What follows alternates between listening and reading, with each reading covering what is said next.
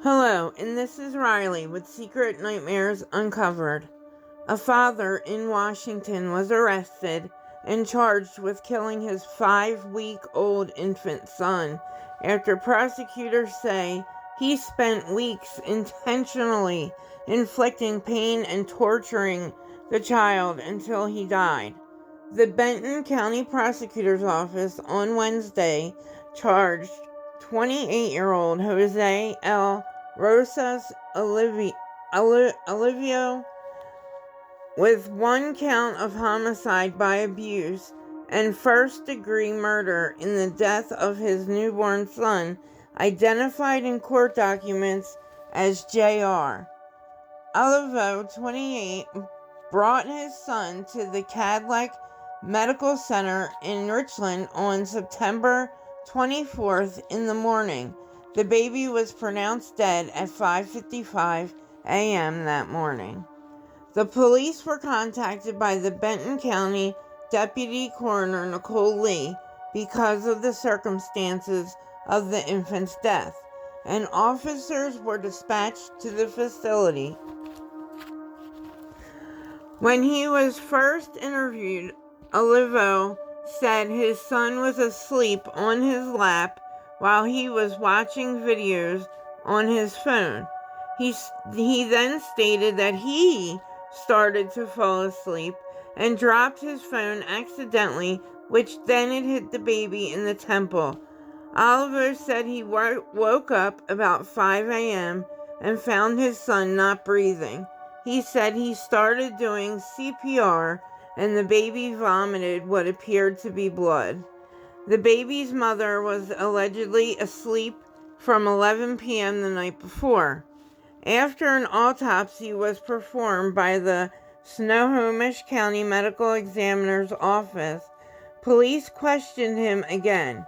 The medical examiner's office found that the newborn had linear fractures on the right side of the skull, bleeding under the entire scalp, and diffuse subdural hematoma, multiple anterior and posterior rib fractures, to include several that were broken in 2 places, and a lacerated liver. In the autopsy interview, Olivo said he tried to be a good father in the first few weeks of the baby's life, but then he said at some point he just no longer cared and then began intentionally harming the crying baby. Court documents detailed Olivo told police in the beginning he would pull his son's hair and ears in order to cause him pain, and he would spank him whenever his diaper needed changing, often hitting him above the small of his back with a flat hand. Jose stated that he understood what he was doing was causing pain, but said he was unaware that it would cause an injury. Come on, I don't buy that. Jose said that evening before JR's death, he was responsible for JR all night and grew increasingly frustrated with JR's crying, probably that he inflicted. Oliver's treatment of this baby became worse and more cruel and malicious. He said he would throw his infant son into his crib from a height above his stomach and chest. He would throw the baby so that he would rotate in the air like a football, and to make sure that the baby's head hit the back railing of the crib. The baby would then land in the crib, which was cluttered with toys and things that would be painful to land on. Olivo said he began squeezing the baby when he was about 3 weeks old because he became frustrated. He allegedly said that he would squeeze the baby every day, often with force, so hard that his own shoulders would hurt from the force he placed on that baby. One time, the child stopped breathing for a period of time. He would wait for the child's mother to fall asleep before he began the abuse. But how did the child's mother not notice anything wrong with this baby? Didn't he have bruising or cry from these broken ribs? I mean, he would be in terrible pain.